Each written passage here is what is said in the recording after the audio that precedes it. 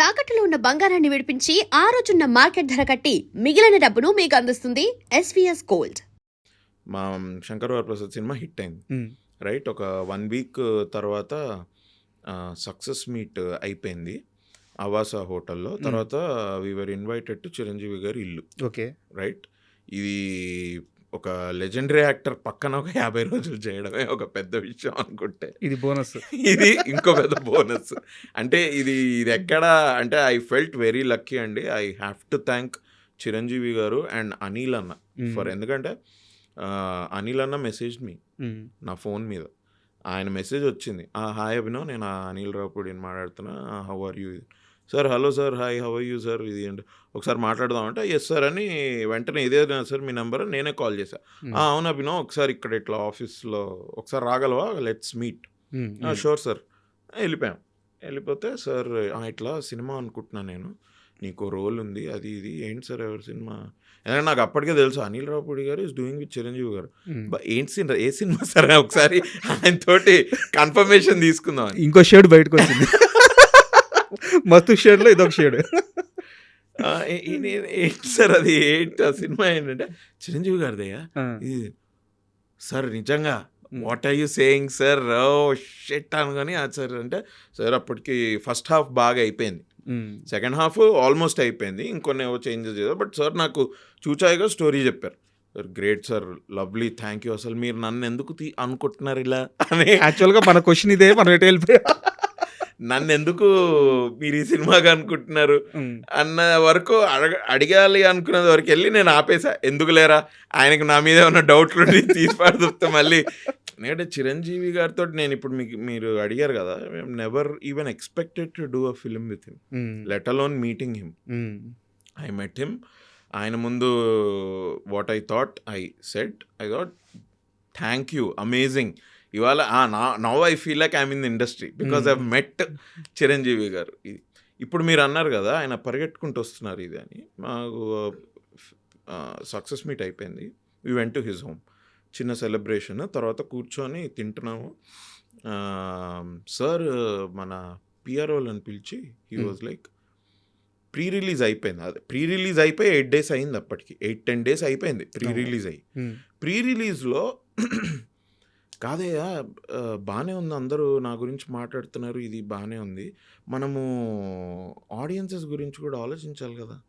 ఆ ఈవెంట్ అయిపోయేసరికి 10 అయింది, 10:15, 10:30 అయిపోయింది. ఇప్పుడు అందరికన్నా లాస్ట్ నేను మాట్లాడాలి, ఇంతమంది వచ్చారు వినడానికి. ఈ ముందర మాట్లాడుతున్న వాళ్ళు ఉంటుంది వాళ్ళకి మాట్లాడాలని ఇది, బట్ వాళ్ళు కొంచెం స్పీచ్ తక్కువగా ఇచ్చుకుంటే త్వరగా నేను మాట్లాడేసి అయిపోతే, ఆడియన్సెస్ ఎక్కడెక్కడి నుంచో వచ్చారు మా ఫ్యాన్స్ అంతా ఆడిటోరియంలో 10:30 వరకు. 10:30కి మనం వదిలితే వాళ్ళు ఎప్పుడు వెళ్తారు ఇంటికి? ఇంటికి వెళ్ళే వరకు ఇంకా ఎంత టైం ఉంటుంది? పోనీ ఏదో అమీర్పేట, పంజగుట్ట ఓకే, వీళ్ళు ఎవరెవరో ఎక్కడెక్కడి నుంచో వచ్చారు, దిల్సుఖ్ నగర్, ఎల్బీ నగర్, కొంతమంది పక్క రాష్ట్రాల నుంచి వచ్చారు. వీళ్ళ పరిస్థితి ఏంటి? మనం అది ఆలోచించొద్దాం. మనం ఇంత ఆలోచించారు ఆయన.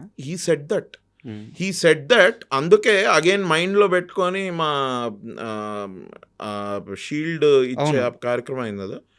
మీరు నా స్పీచ్ చూడండి ఎట్లుంటుందో, 3 minutes వద్దు. ఎందుకంటే అగైన్ అది ఈవెంట్ పొడుగు వెళ్తోంది, మాకు తెలుస్తోంది, వద్దొద్దు అని. Because that's how much he cares about.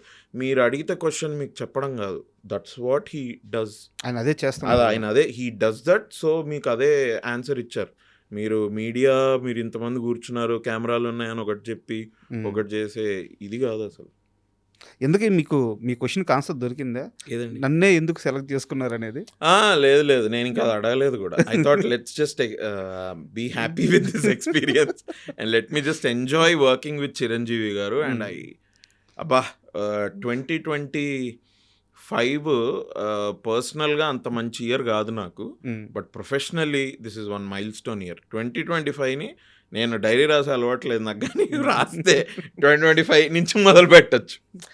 Such a wonderful time I had. Sir కూడా చాలా అసలు పాపం నాకు అప్పుడప్పుడు అనిపిస్తుంటుంది, వాళ్ళ ఫ్యాన్స్ ఇంత పిచ్చి పిచ్చిగా దే లవ్ హిమ్ కదా. ఇట్లాంటి మూమెంట్స్లో మీరు చూస్తే మీరు ఇంకా ఏమనుకుంటారు చిరంజీవి గారు అంటే షార్ట్ మధ్యలో సార్ పొద్దున వచ్చేసి వారు చిన్న చిన్న జోకులు వేస్తుంటారు. Sir sense of humour is next level. చిన్న చిన్న జోకులు వేయడం, సార్ మాట్లాడే విధానం ఏదో ఎప్పటి నుంచో తెలుసు అన్నట్టుగా. అంటే ఈ మైట్ అంటే కొద్దిగా వీళ్ళని కంఫర్టబుల్గా కూడా ఉండాలి, వీళ్ళు యాక్ట్ చేస్తున్నారు, వీళ్ళు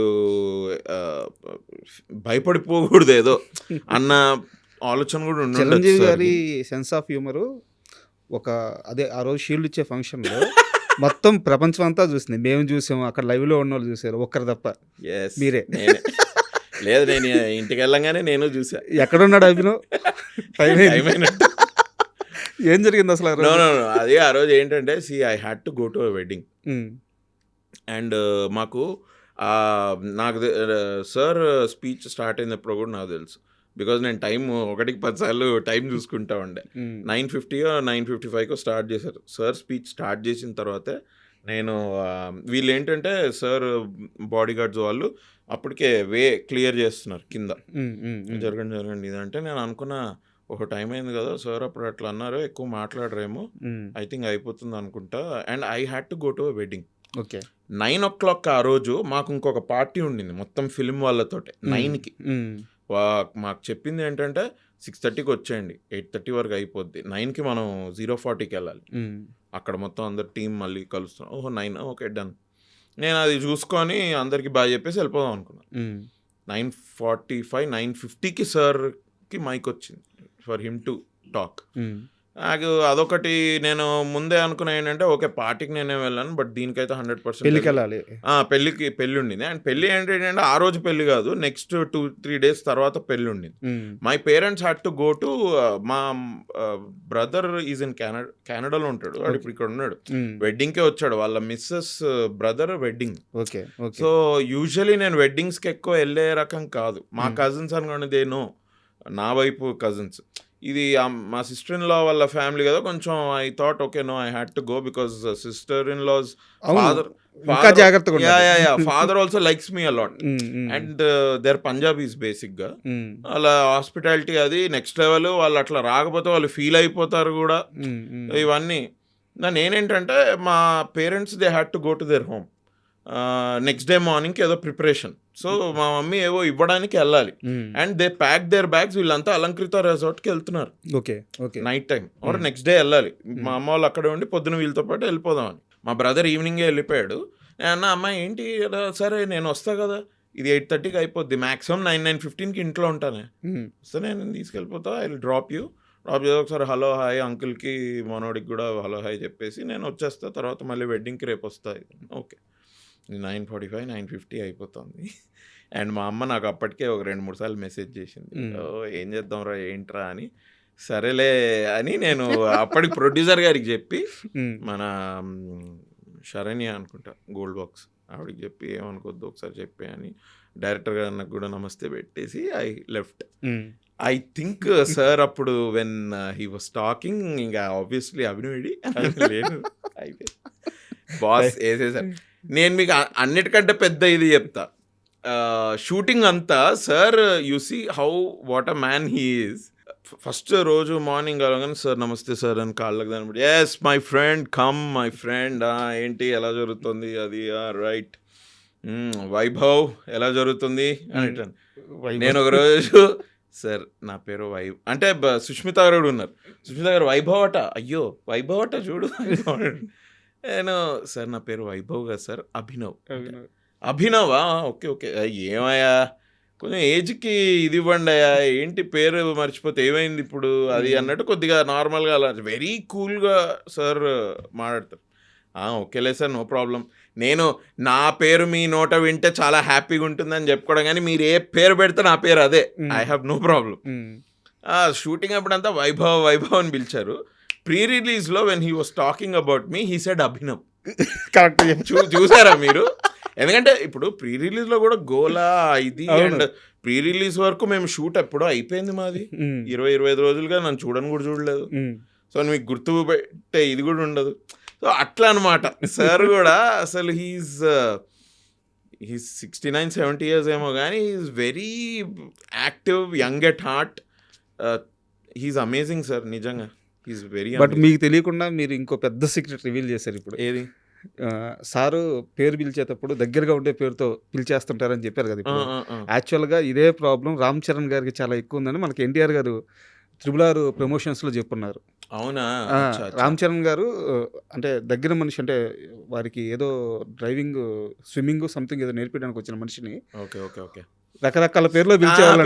అవునవును, ఎస్, ఇంటర్వ్యూలో చెప్పారు. అవును. సో అయితే ఈయన కూడా ఇదే పేరేమో అనుకొని జూనియర్ ఎన్టీఆర్ అన్న కూడా అదే పేరు పిలిస్తే ఆయన కూడా పలుకుతున్నాడు. ఓకే అనుకుంటే తర్వాత సార్ నా పేరు అది కదంటే మరి ఏం పిలిచినా పిలుస్తున్నాడు. నేను ఆయన ఏదో ప్రేమతో పిలుస్తున్నాడు, కరెక్ట్ చేయడం ఎందుకని. సో అయితే ఇది ఫాదర్ నుంచే వచ్చింది. అంటే సార్ ఇప్పుడు చిరంజీవి గారికి నిజంగానే సార్ అన్నట్టు మనం వీకెండ్ డిస్కౌంట్ సార్ రామకరణం చేసినట్టే వైభవం. అంతే కదా, అసలు ఆయన పక్కనుండి ఆయన పక్కన నటిస్తూ అంతకంటే ఏం కావాలి. అండ్ అయితే ఈ మొత్తం ప్రాసెస్లో ఒక serious question sir. Anil Ravipudi గారు యాక్చువల్గా ఇండస్ట్రీలో ఇప్పుడున్న డైరెక్టర్స్లో చెప్పి హిట్ కొట్టే డైరెక్టర్ ఆయన. కానీ ఆయన సినిమా చేసే ప్రతిసారి అనుకున్నది మీరే చెప్పేశారు క్వశ్చన్లో, రైట్? ఆయన సినిమా చేసే ప్రతిసారి కొంతమంది ఒక వర్గం దొరికేస్తాడు క్రింజ్ ఇలాంటి అంటూనే ఉన్నారు. వాళ్ళన్న ప్రతిసారి ఇంకా ఆయన 100 కోట్లు ఎక్కువ కొడతానే ఉన్నాడు. ఆయన కాన్ఫిడెన్స్ ఏంటి, ఎలా ఉంటాడు సెట్లో, అసలు ఇవి పట్టించుకుంటాడా? అస్సలు సార్ ఆమె అనిల్ అన్న అయితే ఇది ఎట్లా ఒకటి జరుగుతుంది నీకు తెలుసా అసలు అన్నట్టుంటాడు ఆయన. అసలు లోటస్ మీద వాటర్ పడితే లోటస్ తడవచ్చు, జారిపోద్ది బొట్టు. That is how he doesn't care. ఆయన ఇంకోటి ఏంటంటే ఎప్పుడు పని, హీస్ అ వర్కహాలిక్. అండ్ అందరు డైరెక్టర్లు కష్టపడతారు, సార్ కూడా కష్టపడతారు. బట్ నాకు తెలిసి సార్ అనిల్ గారి సినిమాలు ఇట్లా హిట్ అవ్వడానికి కారణం ఏంటంటే because of what he does when he's not working. ఒకసారి షూటింగ్ జరుగుతోంది నవంబర్లో అనుకుంటా, చిన్న బ్రేక్ వచ్చింది 2-3 days. అప్పుడు సార్ ఇది ఏదో ఒక ప్రోగ్రామ్ ఉంది కదండి, డాన్స్ ప్రోగ్రామ్, ఆయన పార్టిసిపేట్ చేస్తారు, వెళ్తారు కదా జడ్జిగా. అవును, వెళ్ళారు. దానిది ఒక రీల్ వచ్చింది నెక్స్ట్ డే. మేము షూట్కి ఏ రోజైతే మళ్ళీ స్టార్ట్ ఆ రోజు మార్నింగ్ నేను ఆ రీల్ చూసా. ఫుల్ దువ్వేసుకొని మంచి బట్టలు అది వెళ్తుంటే ఏ అమ్మ హీరో లెక్కున్నాడే ఏందా అని నేను వెళ్ళి సార్ ఇది చూసారా మీరు అంటే అరే అన్నాడు. నేను అన్నా సార్ అసలు మీకు అవసరం లేదు కదా ఈ ప్రోగ్రామ్కి దానికి వెళ్ళడానికి, మీరు ఇక్కడ ఇంత షూటు ఇక్కడ, ఎందుకంటే మాకు August, September పోయింది shoot last year. So October, November was the biggest schedule for us to finish the film. November end కాదు, December 5th వరకు వెళ్ళింది shoot. Okay, December 5th, 7th, 8th కూడా వెళ్ళిందేమో ఐ థింక్. దాని తర్వాత కూడా చెన్నైకి వెళ్ళి నయనతార గారు 1-2 షాట్స్ తీసుకొని వచ్చారు 10th తర్వాత కూడా. ఓకే, ఇంత దీనిలో మీరు ఈ మధ్యలో దీనికి వెళ్ళారేంటి లేదా వినో ఆయన చెప్పిన ఆన్సర్ తోటి ఐ వాజ్ సర్ప్రైజ్డ్. అంటే ఇట్లా ఆలోచిస్తారా వావ్ అని. ఏం చెప్పారు? నాకు ఊరికే ఒక దగ్గర కూర్చోవడం నచ్చదు వినో, నా మైండ్ ఎప్పుడు పనిచేస్తూ ఉండాలి.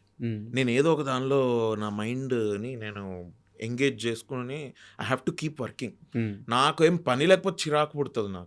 నాకు పని లేకపోతే నేను ఏదో ఒకటి చేయాలి. నేను ఎదర్ ఊరికెళ్ళి మా పేరెంట్స్ తోటి వేరే ఏదన్నా ఒక వాళ్ళ పర్సనల్ పని అయినా ఏదైనా చేయాలి, లేకపోతే ఇక్కడ ఉంటే ఇంకొక స్టోరీ గురించి అయినా ఆలోచించాలి, లేకపోతే ఫ్రెండ్స్ అయినా కలవాలి. I have to do. నేను ఊరికే కూర్చొని అబ్బా న్యూస్ పేపర్ చదువు, ఒక ప్రోగ్రామ్ చూద్దాం, ఇట్లాంటి ఇది నాకు ఉండదు. నేను ఉండలేను అట్లా. My mind has to be active అన్నాడు ఆయన. వావ్. అంటే ఈ రోజుల్లో కొంచెం టైం దొరికితే పడుకుందాం గంట ఎక్కువ, లేకపోతే లెట్స్ జస్ట్ ఈ లేజవే అంటారు కదా, సండే వస్తే నెట్ఫ్లిక్స్ ఆన్ చేసుకొని కూర్చున్నారా, వాళ్ళు ఏం పని ఉంది ఈవినింగ్ ఎప్పుడైతే తెలియదు, అయితే ఏమైంది వాళ్ళ సండే అన్న ఒక టేక్ ఇట్ ఈజీ. అవును, 8 సినిమాలు హిట్ కొట్టున్న డైరెక్టర్ ఆయన. అప్పటికి వరుసగా 8 సినిమాలు, 9వ సినిమా చిరంజీవి గారితో ఆల్రెడీ ప్రాసెస్లో ఉండింది. అప్పటికి ఆయన సమాధానం చెప్పినప్పటికీ ఆయన ఒక 2 days రెస్ట్ తీసుకుంటా అంటే ఏం కాదు, ఆయన అడిగే వాళ్ళు ఉండరు. No surprise. ఆయనకి 9 సినిమాలు కాదు, ఇంకో 9 సినిమాలు కూడా హిట్ అవుతాయి. ఎందుకంటే బికాజ్ హీస్ లైక్ దట్.